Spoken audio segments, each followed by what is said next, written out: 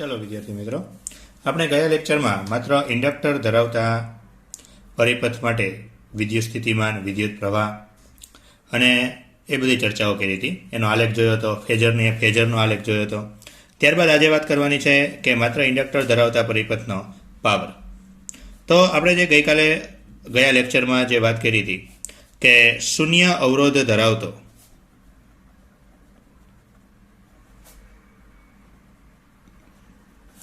શૂન્ય અવરોધ ધરાવતા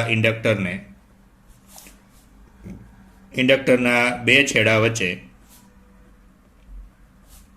વિદ્યુત સ્થિતિમાન. તો બે છેડા વચ્ચે વિદ્યુત સ્થિતિમાન શું કીધું હતું? V બરાબર Vm sin ઓમેગા ટી. તેવી જ રીતે આ શૂન્ય અવરોધ. તો શૂન્ય અવરોધ લખવાનું કારણ એ છે કે ભાઈ જે ઇન્ડક્ટર લેવાનું છે, ઇન્ડક્ટર એટલે આપણે એ કીધું હતું એક પ્રકારનું ગૂંચળું છે. તો એ ગૂંચળું છે તો એ ગૂંચળાનો પોતાનો પણ કંઈક અવરોધ હોય. એટલે આપણે આદર્શ ઇન્ડક્ટરની વાત કરવાની છે કે જેમાં એનો પોતાનો કાંઈ અવરોધ ન હોય. બરાબર? તો આવી રીતે શૂન્ય અવરોધ ધરાવતા ઇન્ડક્ટરના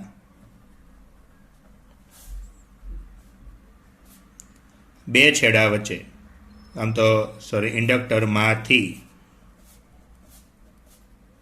ઇન્ડક્ટરમાંથી પસાર થતો વિદ્યુત પ્રવાહ.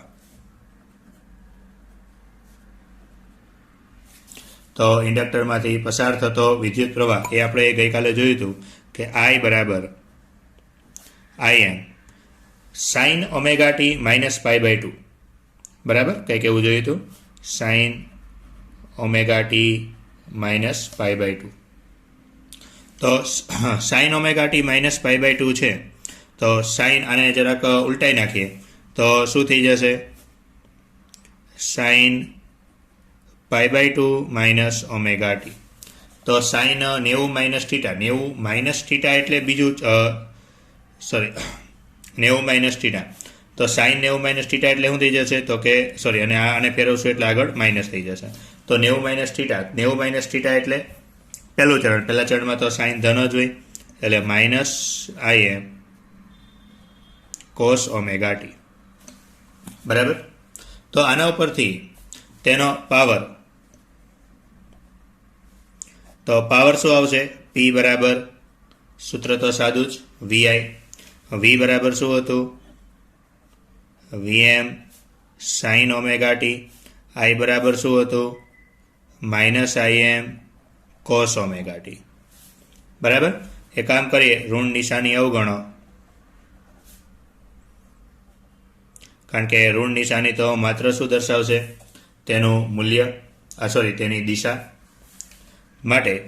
તો એને અવગણો. તો હવે આ કેટલું શું બની ગયું? Vm Im sin omega T cos omega T. બરાબર? અને 2 વડે ગુણો, 2 વડે ભાગો, 2 વડે ગુણો, 2 વડે ભાગો. તો આ શું બની ગયું? 2 sin omega T cos omega t. તો 2 sin થીટા કોસ થીટા એટલે શું થશે? તો Vm Im/2. 2 sin omega T cos omega T એટલે શું થઈ જશે? sin 2 omega T. તત્કાલીન પાવર કહેવાય આને. બરાબર? એટલે આ પાવર છે તો પાવરની જગ્યાએ એવું લખી શકાય કે તત્કાલીન પાવર. તો આના ઉપરથી તેનો સરેરાશ પાવર,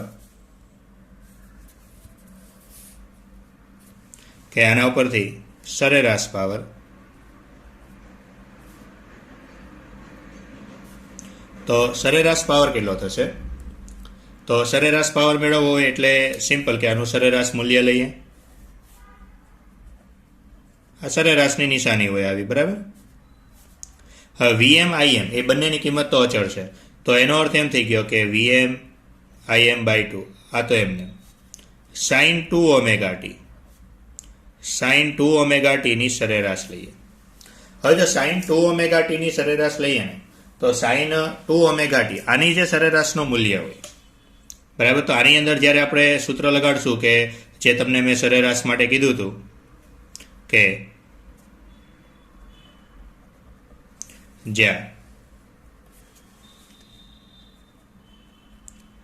સરેરાશ sin 2 ઓમેગા ટી એટલે સરેરાશ હોય એટલે શું કરવું પડશે? તો 1/t સંકલન 0 to t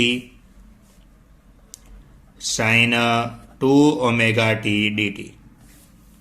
બરાબર. તો આજે કીધું 0 to t sin 2ωt dt. તો આનું જે સંકલન તમે આગળ ને આગળ વધશો ને તો એનું સંકલન થઈ જશે 0. બરાબર. એટલે એનો અર્થ એમ થશે કે આનો ભાઈ સરેરાશ પાવર છે તો આનો સરેરાશ પાવર જ શું થઈ જશે? 0. બરાબર. એટલે એવું કહી શકાય કે માટે શુદ્ધ ઇન્ડક્ટિવ પરિપથ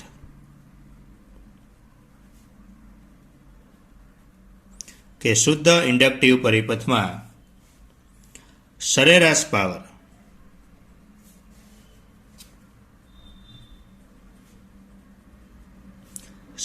પાવર શૂન્ય હોય છે અને તેથી તેમાંથી પસાર થતા વિદ્યુત પ્રવાહને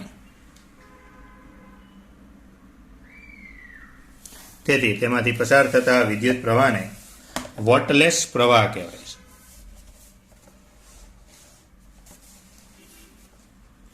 તેમાંથી પસાર થતા વિદ્યુત પ્રવાહને શું કહેવાય છે? વોટલેસ પ્રવાહ.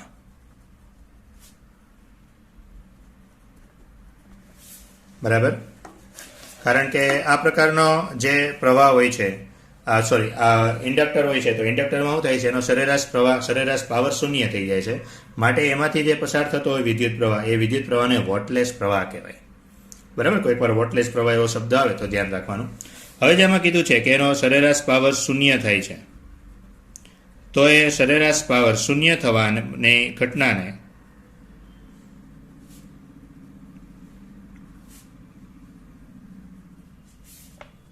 આકૃતિ દ્વારા સમજીએ.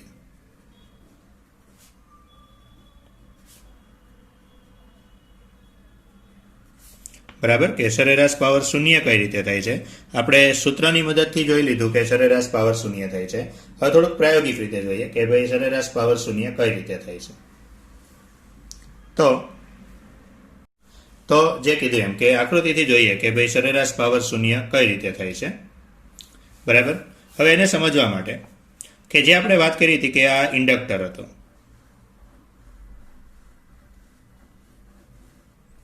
ઇન્ડક્ટરમાંથી જ્યારે વિદ્યુત પ્રવાહ પસાર થશે એટલે તમને ખબર છે કે એમાંથી ચુંબકીય ક્ષેત્ર ઉત્પન્ન થશે. બરાબર. આવું કંઈક આપણે ભણી ગયા હતા. તો આ જે ચુંબકીય ક્ષેત્ર હશે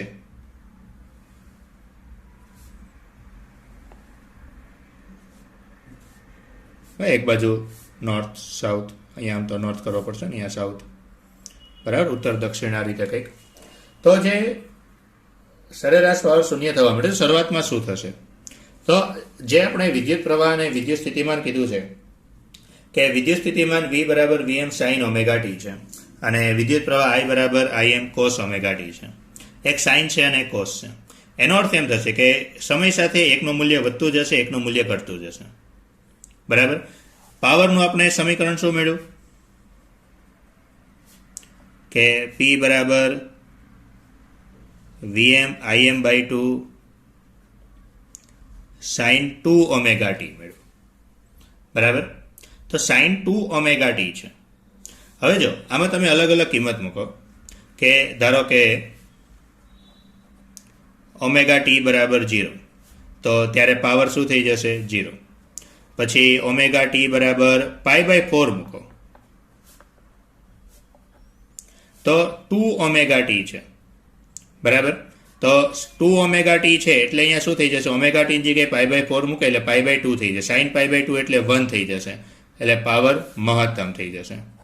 એવી રીતે પછી ઓમેગા t બરાબર π/2 મૂકો, ઓમેગા t બરાબર π/2 મૂકો તો અહીંયા હું 2 ઓમેગા t π/2 sin π થઈ જશે. તો sin π એટલે 0. બરાબર. એવી રીતે ઓમેગા t બરાબર 3π/4 મૂકો તો અહીંયા હું 3π/4 મૂકાય એટલે 3π/2 થઈ જશે. 3π/2 તો sin 3π/2 એટલે નીચે આવશે ને, 270 નો ખૂણો થયો ને, એટલે -pm બરાબર. આવી જ રીતે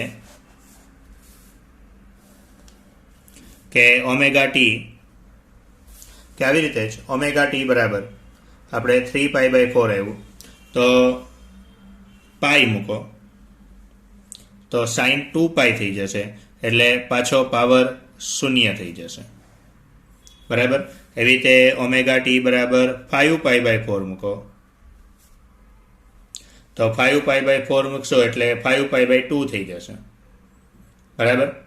એટલે પાછો એ પાવર મહત્તમ થશે. તો આવી રીતે જ કે 5π/4 એટલે આખા જો આ જે બધી કિંમતો મૂકું છું એ મેથ્સવાળા સ્ટુડન્ટને તો સમજાઈ જશે, બાયોલોજીવાળા સ્ટુડન્ટને એ સમજવા માટે એ બધી જે કિંમતો મૂકી છે એ કઈ મૂકી છે કિંમતો, તો એ જે કિંમતો મૂકી છે એ કિંમતો આપણે જે એકમ વર્તુળ છે તો એકમ વર્તુળમાં જનરલી આપણે આટલી કિંમતો જ લેતા હોઈએ છીએ, 0, π/2, π, 3π/2. મેં થોડી કિંમતો વધારે એડ કરી છે અહીંયા વચ્ચેની. અહીંયા π/4 45નો ખૂણો, અહીંયા 3π/4, અહીંયા 5π/4 અને અહીંયા 7π/4. બરાબર. એ ખાલી એડ કરી દીધું. તો બીજું બધું તમને ઓટોમેટિક આઈડિયા આવે કે ઓલ એસ ટી ને સી એટલે અહીંયા સાઇન ધન હશે, અહીંયા સાઇન ઋણ હશે, અહીંયા કોસ, અહીંયા પણ સાઇન ઋણ હશે. બરાબર. તો એ રીતે કે 5π/4 મૂકું, પરંતુ અહીંયા પાછું 2 છે એટલે 5π/2 થઈ જશે. બરાબર. તો એ 5π/2 થશે એટલે કિંમત જે થાય તે મહત્વનું નથી આપણી માટે. તો એ 5π/2 થઈ જશે. તો 5π/2 એટલે ખરેખર આવશે ક્યાં, તો કે આની અંદર અહીંયા π/2, 3π/2, 5π/2 અહીંયા આવશે. અહીંયા પાછી સાઇનની કિંમત +1. બરાબર. તો +1 થઈ જશે એટલે p બરાબર pm મૂક્યું. એ તે પછી આવશે 3π/2 તો ઓમેગા ટી બરાબર 3π/2, 2 અહીંયા 3π/2 મૂકી છે એટલે 2 કટ થઈ જશે તો ઓનલી 3π વધશે. તો સાઇન 3π એટલે પાવર 0 થઈ જશે. બરાબર. અને એવી જ રીતે ઓમેગા ટી બરાબર 7π/4 મૂકો તો 7π/2 થઈ જશે. તો 7π/2 મૂકો તો π/2, 3π/2, અહીંયા 5π/2 આવે, અહીંયા 7. તો અહીંયાની કિંમત -1 થઈ જશે એટલે પાવરની કિંમત કેટલી થઈ જશે? -1. તો એનો અર્થ એમ થશે કે આના માટે જો આપણે આલેખ દોરશું, બરાબર, તો આલેખમાં ખાસ તમારે ધ્યાન રાખવું પડશે પાવરની અંદર.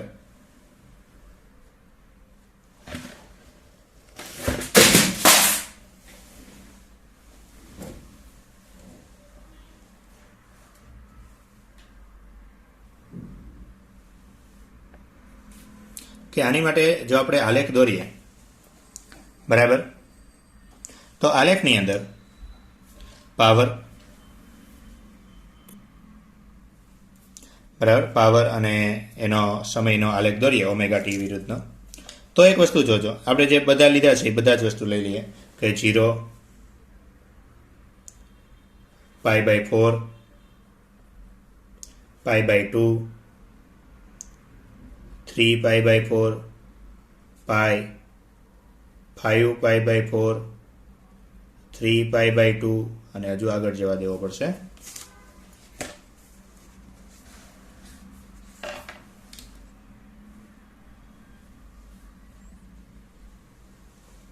અને 7π/4,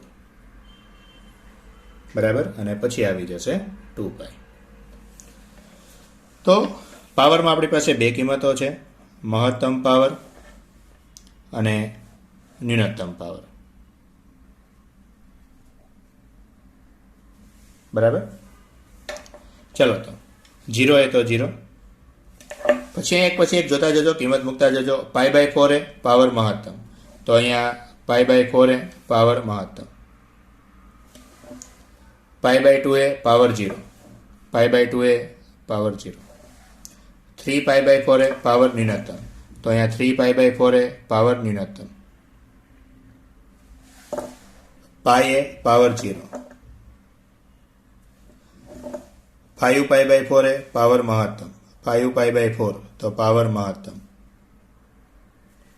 3π/2 એ પાવર 0, તો 3π/2 એ પાવર 0, પછી 7π/4 એ પાવર ન્યૂનતમ, તો 7π/4 એ પાવર ન્યૂનતમ, અને 2π એ પાછો 0 થઈ જશે. બરાબર. એટલે જે આનો આલેખ મળશે તે આલેખ કંઈક આ ટાઈપનો મળશે.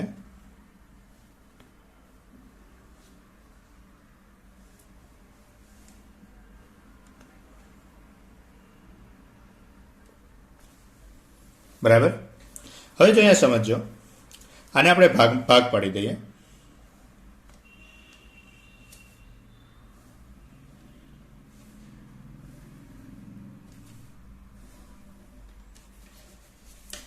જીરો, 1, 2, 3, 4. બરાબર. તો હવે આની અંદર કે 0 થી 1 ની અંદર શું થશે? જો આના માટે તમે વિદ્યુત સ્થિતિમાનનો આલેખ દોરો.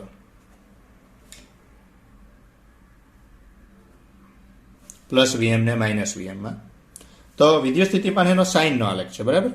તો સાઇન 0 એટલે 0, સાઇન π/2 એટલે 1, સાઇન 3π એટલે 0, સાઇન 3π/2 એટલે -1 અને 2π એટલે 0. એટલે એનો આલેખ જે મળશે એ કંઈક આપણને આ ટાઈપનો મળશે.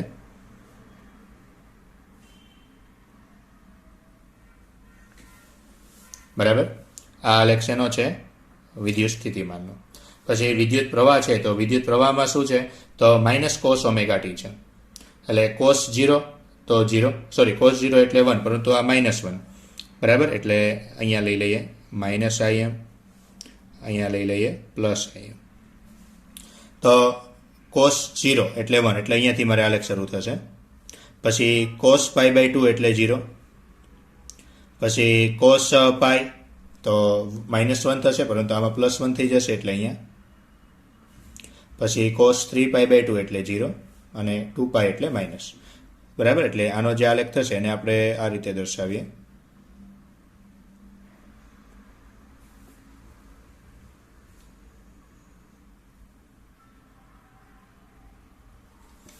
બરાબર. ડોટેડ લાઈન વડે દર્શાવ્યું.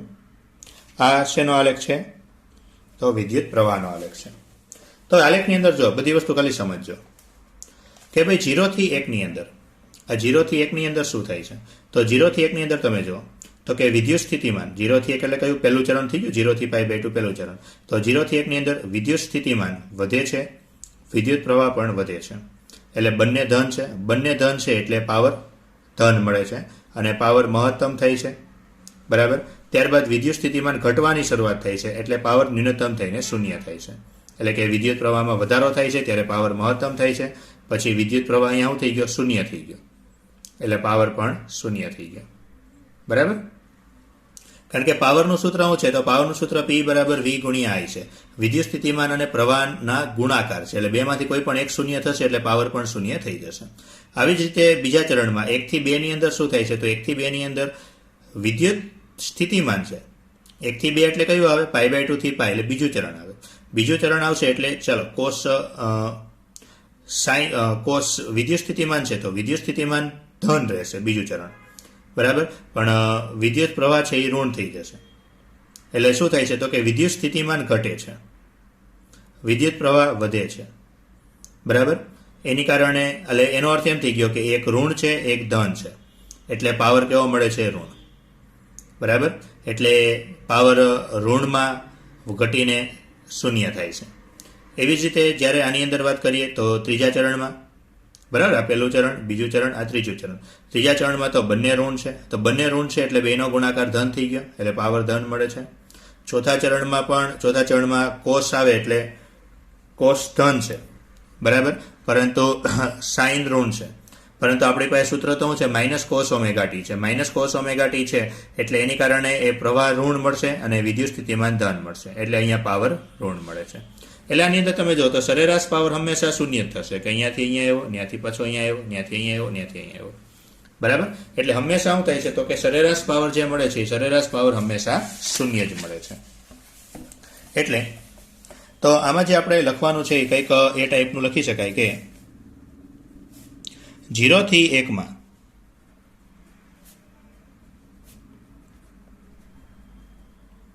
વિદ્યુત પ્રવાહ અને વિદ્યુત સ્થિતિમાન ધન હોવાથી પાવર પણ ધન મળે છે. બરાબર.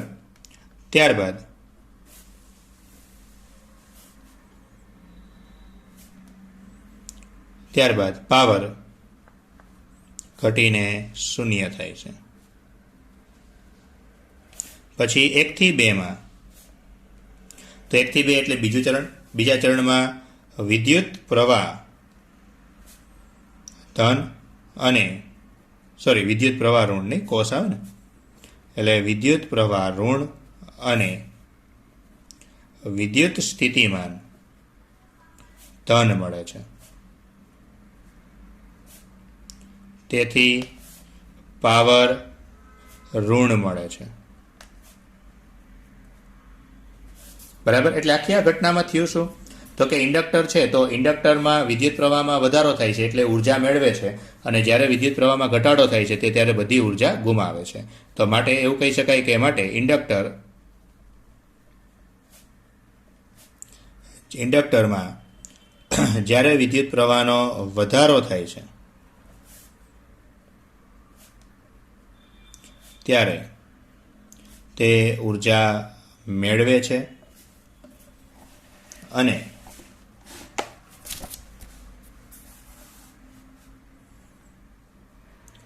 જ્યારે વિદ્યુત પ્રવાહનો ઘટાડો થાય છે ત્યારે તે ઉદ્ગમને સમગ્ર ઉર્જા પરત આપી દે છે. બરાબર. ઇન્ડક્ટર એટલે સમજો, ઇન્ડક્ટર એટલે એક પ્રકારની ટ્યુબલાઇટ. ઇન્ડક્ટર એટલે શું થઈ ગયું? એક પ્રકારની ટ્યુબલાઇટ. બરાબર. એટલે એવું કહેવા માંગે છે કે તમે માત્ર ટ્યુબલાઇટનો જ ઉપયોગ કરો તો સરેરાશ પાવર 0 મળે, પણ આપણે ખબર છે કે માત્ર ટ્યુબલાઇટનો ઉપયોગ કરો તો એ પાવર વપરાય તો છે, 0 મળતો નથી. તો ભાઈ તમને એવું થાય, સર આવું કેમ કહે છે? પરંતુ આપણે તમને શરૂઆતમાં જ મેં એક અહીંયા સ્ટેટમેન્ટ લખાયું કે 0 અવરોધ ધરાવતો ઇન્ડક્ટર. બરાબર. બાકી તમને ખબર જ છે કે કોઈ પણ ઇન્ડક્ટર હોય તો 0 અવરોધ નો, એટલે આપણે જે ભણીએ છીએ આદર્શ પરિસ્થિતિ ભણીએ છીએ કે આદર્શ ઇન્ડક્ટર લઈએ તો સરેરાશ પાવર 0 મળે. બાકી ઇન્ડક્ટરનો અર્થ શું થઈ ગયો? આપણે 3 વસ્તુ ભણવાના છીએ: ઇન્ડક્ટર, કેપેસિટર અને અવરોધ. અવરોધ એટલે લેમ્પ, ઇન્ડક્ટર એટલે ટ્યુબલાઇટ, અને કેપેસિટર એટલે પંખો. બરાબર. એના વિશે જ ભણવાનું છે, બીજું કંઈ બહુ અઘરું નથી. તો એનો અર્થ એમ થઈ ગયો કે ઇન્ડક્ટરમાં વિદ્યુત પ્રવાહનો વધારો થાય ત્યારે એ ઉર્જા મેળવશે, વિદ્યુત પ્રવાહનો ઘટાડો થાય ત્યારે ઉદ્ગમને સંપૂર્ણ ઉર્જા આપી દેશે. તેથી તેનો સરેરાશ પાવર શું મળે છે? 0 મળે છે.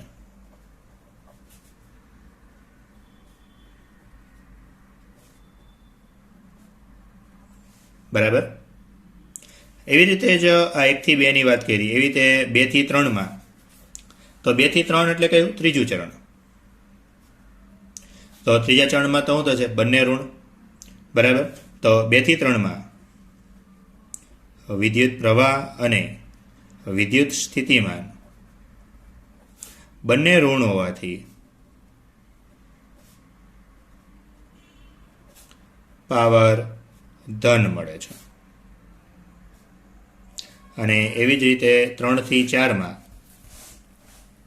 3 થી 4 એટલે ચોથું ચરણ. તો 3 થી 4 માં શું થાય છે? તો ઓલ એસટીસી એટલે કોષ ધન મળશે.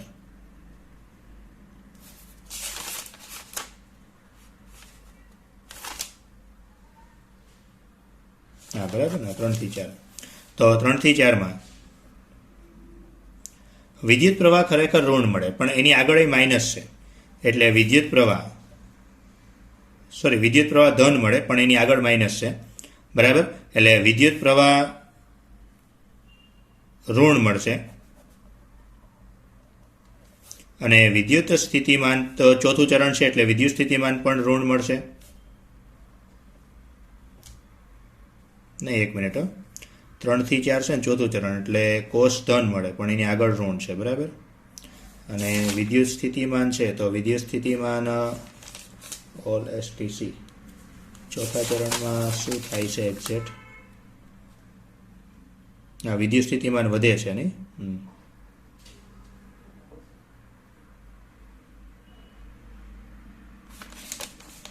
વિદ્યુત પ્રવાહ ધન મળશે ને. તો ચોથું ચરણ ને એટલે વિદ્યુત પ્રવાહ ધન થઈ જશે કે વિદ્યુત પ્રવાહ ધન થશે અને વિદ્યુત સ્થિતિમાં ઋણ મળે છે, બરાબર. અને તેથી જે પાવર છે એ પાવર ઋણ મળે છે, બરાબર.